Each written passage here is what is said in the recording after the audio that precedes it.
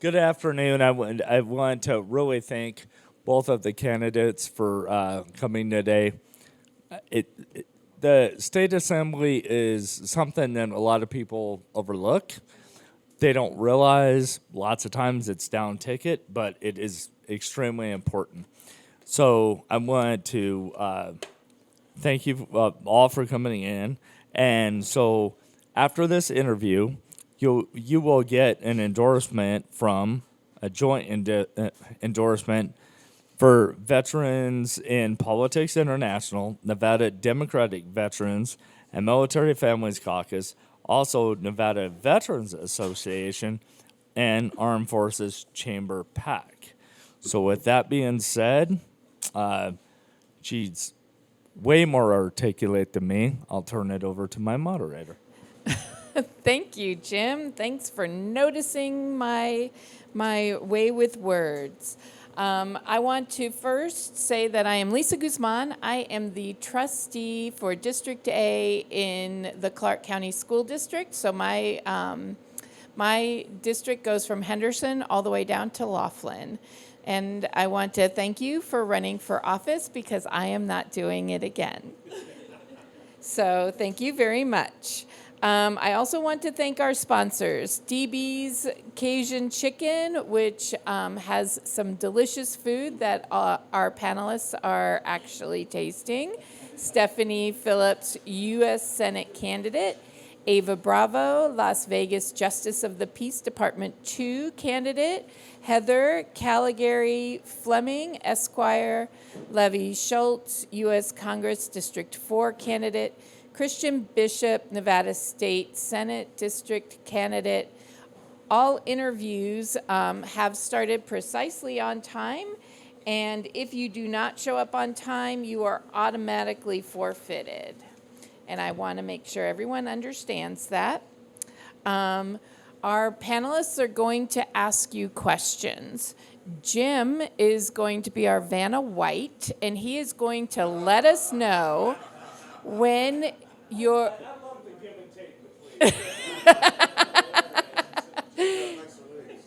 So when you hit 30 seconds, he's going to let you know with the yellow card.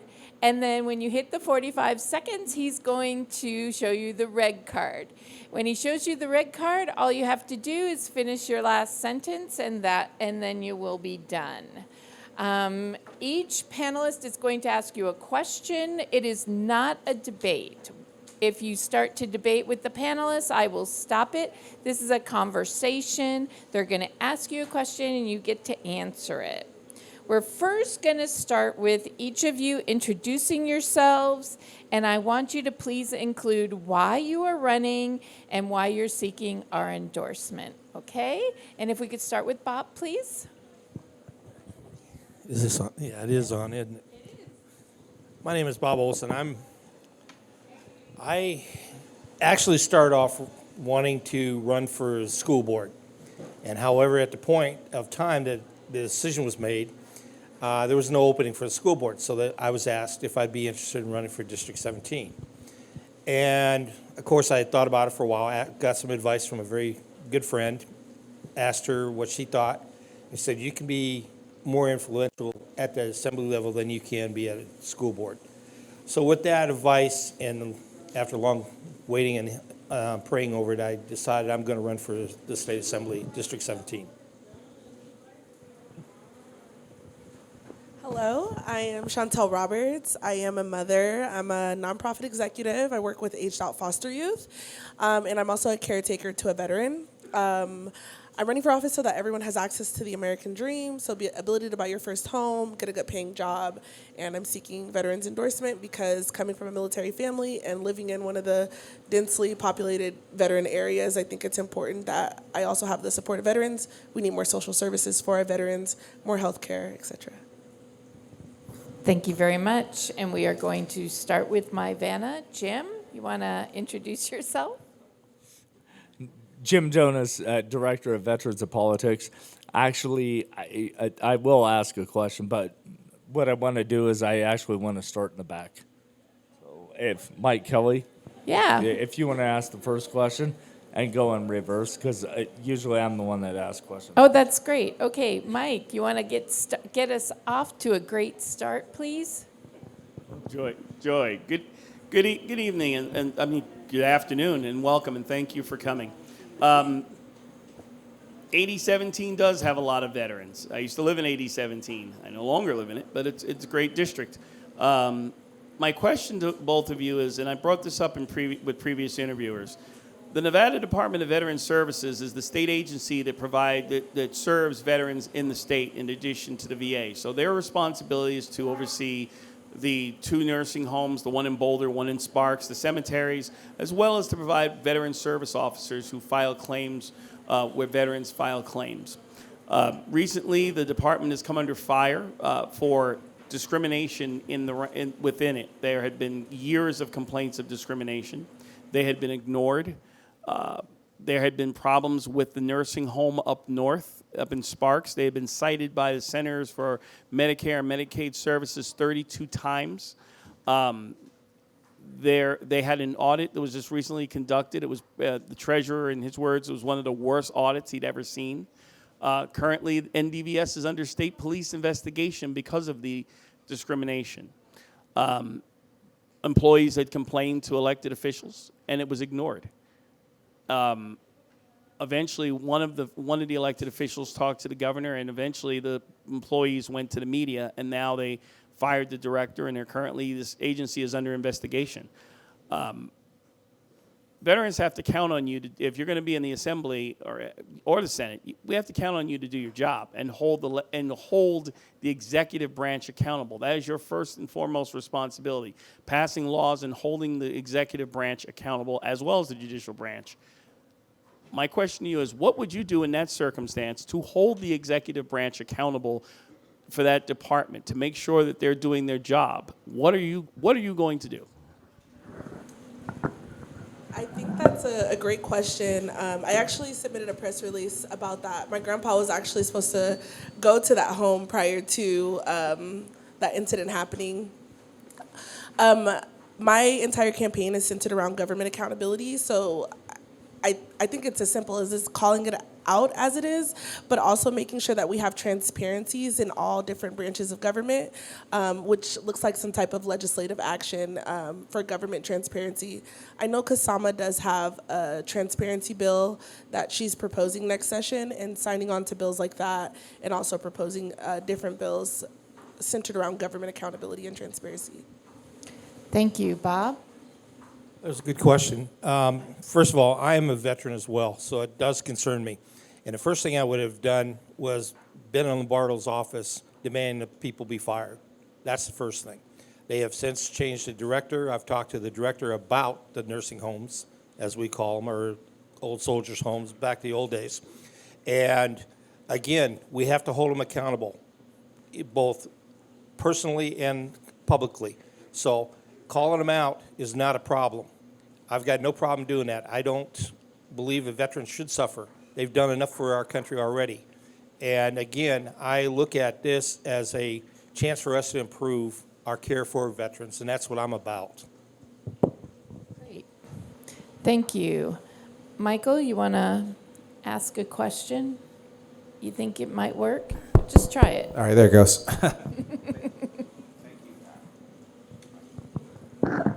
Thank you for coming today. I have a question for both of you regarding, as being a member of the state legislature, you have a profound effect on the laws that affect Nevada. We have a lot of issues in regards to our family and criminal law courts that are completely despotic, that are causing tyranny or mass incarcerations, using the judicial system as a way to punish and house people instead of giving them help that they need. In the family court, a lot of veterans come back from war or from a deployment and are not given the correct treatment or are alienated from their own children because they only have a preference of being a father or mother and not a set standard. So what would you do in regards to passing a bill that would protect parental rights and for criminal law reform? Thank you. We'll start with Bob, please. That question, we have a court that for veterans that's here locally. And I think one of the things is we need to expand that statewide. Veterans are just not here in Clark County, but it needs to be done across the state. So the idea is to help the veterans that are incarcerated to be able to handle their problems with emotional issues, training, that type of thing. We have up in the women's prison just up the road here, we have 24 female veterans that have not been, they're just sitting there doing nothing. We need to really reach out and help get programs in there. So introducing a bill to ensure that that's taken care of will be the thing that I'm going to be pushing very hard for the veterans. Thank you. Chauntille, did I say that right? Great. Pat. Very good question. I'm actively involved with criminal justice reform, so I think reform starts outside of the prisons, though. So this is, I mean, when you've been acclimated to any environment for a long time, including people who are formerly incarcerated, just like people who have been in the military away from their family for a long time, they also probably need to be, in a way, adjusted back to society. So there needs to be more programming centered around socializing folks who come out of military, just how there needs to be more programming for people who are formerly incarcerated to come back into society. That's why you have recidivism. That's why all these, especially black men that go to prisons, that go to military, end up getting convicted for petty crimes and having a record thereafter. So there has to be some type of socialization that happens. Thank you so much. Martin, I know you're back there. I just can't see you. All right. Good afternoon, and thank you for being with us, Martin Walker, Veterans in Politics. So I actually have a couple of questions. So let's just say prior to your run now, can you describe to us what your level of involvement has been in the legislative process? And by that I mean, have you gone to Grant Sawyer and testified on issues? Have you championed some cause? Have you written letters to existing or incumbents championing a process or a issue that is dear to you? We'll start with you, Chauntille. I have been a community organizer for a little over 8 years, so I've written letters, I've called legislators, I've testified at Grant Sawyer, from housing to abortion rights to climate change to criminal justice reform. In addition to that, I got the pleasure of working under our first black president pro tempore, Senator Spearman, last session, so that I can really learn the ins and out of the legislative process. Great. Bob? In my time as, before running for office, I served in a union at the VA as the chief steward. And there I championed the continuing betterment of the veterans in their care. I did a grassroots petition that went to our congressional people to remove Title 38 from the workforce there, which allows us to recruit better physicians, more physicians, doctors, professional staff. Along with that, I've also testified on veteran issues for the state. I've done it in Congress on primary care, their outreach, their community care, those things. So I've been very active in that and pushing those for the veterans, and I continue to do that. Thank even you. now. Thank you so much. All right, we're going to start with you, Joaquin. I know, you thought I was going to Vanna, but I wasn't. Man, you just love picking on me, Lisa. It's okay, though. It's a joy of my life. Yeah, I like the back and forth. Go ahead, Joaquin. Okay, good afternoon. Joaquin Perrier with Armed Forces PACT. This question is for both of you. What are the most pressing issues facing Nevada, and how do you plan to address them if elected? Okay, let's start with Bob. From my perspective, we have education is going to be the very first thing. That seems to be the biggest issue right now going on in the state. We need to raise our education. There's a number of ways to doing that. Better pay, go out and recruit teachers. If you look around the states around our state here, we're the lowest paying states for people with a bachelor's degree in teaching. They want to see, there's all these positions out there, the money follows student into the other districts and everything. I don't necessarily agree with that. I think the money should stay right in that district, because if we take the money out, we are now hurting that district. Also, with police force, public safety, that's another issue. The other issue that just has now raised its ugly head is the water issue. and I do have a way to handle that. It's going to take a little bit of work, but we're going to be pushing and actually handling the water issue, not only at a state level, but also at a national level. Thank you. Chauntille? There are many issues that I feel we're kind of plagued with. He just mentioned it. We have a problem with education. We rank 49th in education, and North Las Vegas has the 48th in education. And Hey, listen, we're not at the bottom, and it's only in funding. We're in the middle for actual academics. But go ahead. Sorry. we do rank towards the bottom for education, and we have the highest teacher vacancy rates in my district in North Las Vegas. Teacher pay and retention is super important, but we also have an issue with housing. We have one of the largest renter population in the nation. We need to get more people into home ownership. We need increased social services. There's even people active duty who have to rely on social services. So there's a lot of groundwork that we need to do to make sure that people can ultimately achieve this American dream, get a good education, be able to buy a home, and also have a good paying job at the same time. Thank you, and I'm sorry I jumped in on you. It's just that, we are 48th. We did go back down from 47th, and that's only in school funding. Our educators are doing their best, but you are right. We are in the top on teacher vacancies. All right, Patsy, let's do this. Okay, Patsy Brown, Armed Forces Chamber PAC. My question is for both of you. The Nevada State Assembly works alongside the governor of Nevada to create laws and draft legislation. Please provide details regarding your legal background and experience working within the field of law. We'll start with Chauntille. I do not have any formal experience with law. However, as a nonprofit executive, previous CEO, I have experience working and writing policy. Also, last session, Senator Spearman really mentored me through the process. I wasn't at a desk. She had me helping with bill amendments and different things in that nature, but no formal law experience. I also do have a degree in urban affairs with a minor in public policy, so I know how to write a white paper. Yeah. Thank you so much. Bob? As far as law, I'm not a criminal, so that eliminates that.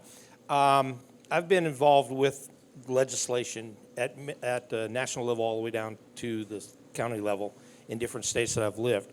However, for me, one of the key things is to make sure that we have legislation that is fair and equitable across the board for everybody.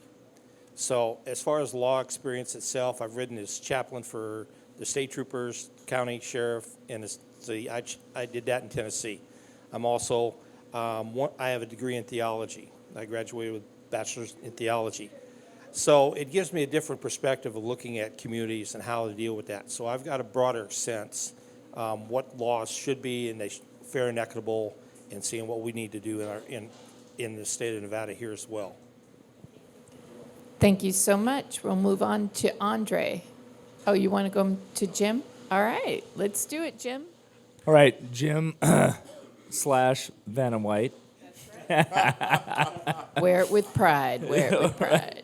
Hey, I could be called worse, and I have been, actually.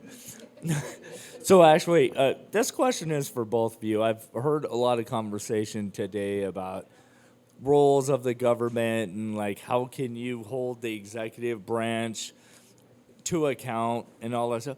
I just want to, so here's my view on how government should work. You guys are going to be state assembly people. You are actually going to write the bills. It's not for you to hold the executive branch accountable.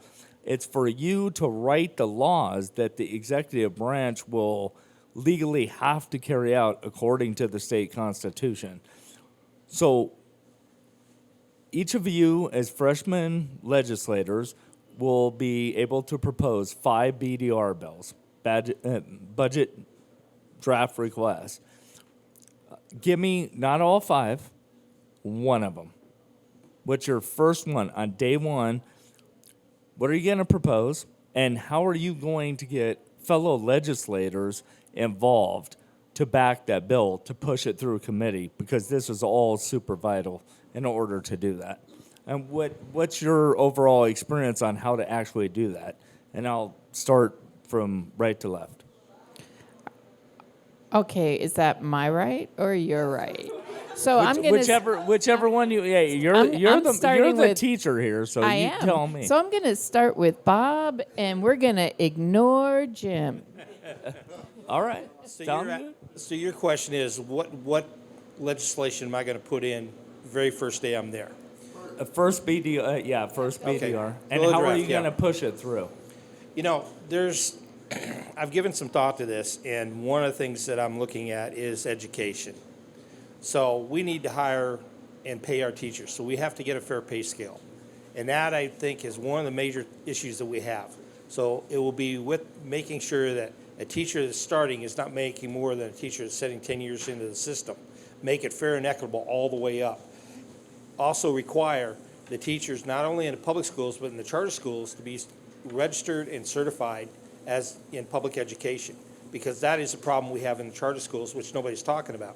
So pushing that, having qualified teachers there, push that bill through. Education is going to be the major thing. Where do we spend the money? How do we spend it? It's doing it the right way, not the same way we're doing it, because what we're doing is idiotic, or you basically look at it psychotic, because we're making the same mistakes all the way through and we're not improving. So getting better teachers, recruiting them out there, paying them better, and then also have a plan down the road how they can not lose their benefits, but also stop hiring 1,500 teachers from out of the country to come fill, and then every 3 years we rotate them. That's a major problem we have here in Clark County. Thank you, Chauntille. Good question. I've put a lot of thought into all of my bills, but something that I'm particularly passionate about is government accountability. And when I worked up there with Senator Spearman, I noticed that the halls were filled with all of these lobbyists, and I would like to see that change. So a bill that I would like to propose is called the Nevada People Lobby Act, which would require employers with bigger businesses to give 8 hours a year for you to be civically engaged past the ballot box. I really see this restoring hope in democracy, but also giving people a chance to advocate for themselves, because self-advocacy is really important, especially when legislators are like, I don't know that this bill is hurting you. If I can get 100 people to take off work and it be covered and they don't have to worry about if their job is on the line, I can guarantee that some bills will not pass that actually hurt Nevadans. Thank you. Thank you very much. Andre, I'm going to give you one last shot. No? All right, we're good. So that is the end of the panelists asking you questions. We're going to give you 45 seconds for a closing statement. We'll start with you, Chauntille, and then go to Bob. Yes, I just wanted to give gratitude and thank you guys so much for holding space for us today. It's really important, especially as an organizer. I know how hard it is to kind of get everything organized and do things like that. So I just want to start off with saying thank you. And also, I really hope for your endorsement. And even if I don't, I still would love to work with all of you guys once in office. Even if I don't get into office, I would love to maintain relationships with each and every one of you guys. I'm for the people, wherever the people are, I am, and that is what I continue to stand by, whether I'm here or in office, and thank you. Thank you very much. Bob? First of all, I'd like to thank you for having this. This is a great opportunity to get before you and let you know where we stand and where I stand. For me, it's one of those things. I am new into this race. This is the first time I've ever run for public office, but I've learned one thing. I serve people. I serve my veterans. I serve the community that I work in and live in. But also, one of the things I've learned also through all this is you have to listen to what the people are saying, their concerns. So when you sit down and you talk to them, you will not hear me do this. This is what I'm all about. That's not it, because what I want to hear is what's your concerns. And as sitting here as a veteran, also I know what the veterans' concerns are. I've already proposed to the Department of Nevada Veterans Affairs that we propose 4 brand new homes for veterans and no less than 250 beds. And that got the director's attention. So again, I am all about serving the people. It's not about Bob Olson, how he looks or anything else. I never got into this race about myself. It's always been about making my community better, making my state better. Because I also realize any action I take up in Nevada, in Carson City, it not only affects North Las Vegas, it affects the entire state. And that's a tremendous responsibility to have. And I have no problem doing that. Thank you. Thank you. And I want to thank you both for running for office. It's really, it makes our state better. So this concludes our endorsement interview process. I want to thank DB's Cajun Chicken, Stephanie Phillips, U.S. Senate candidate, Ava Bravo, Las Vegas Justice of the Peace Department 2 candidate, Heather Caligari Fleming, Esquire, Levy Schultz, U.S. Congress District 4 candidate, Christian Bishop, Nevada State Senate District candidate, for sponsoring these interviews. And I also want to thank everyone for being here. We will be having a picture outside. So I want to thank you all, and that concludes everything.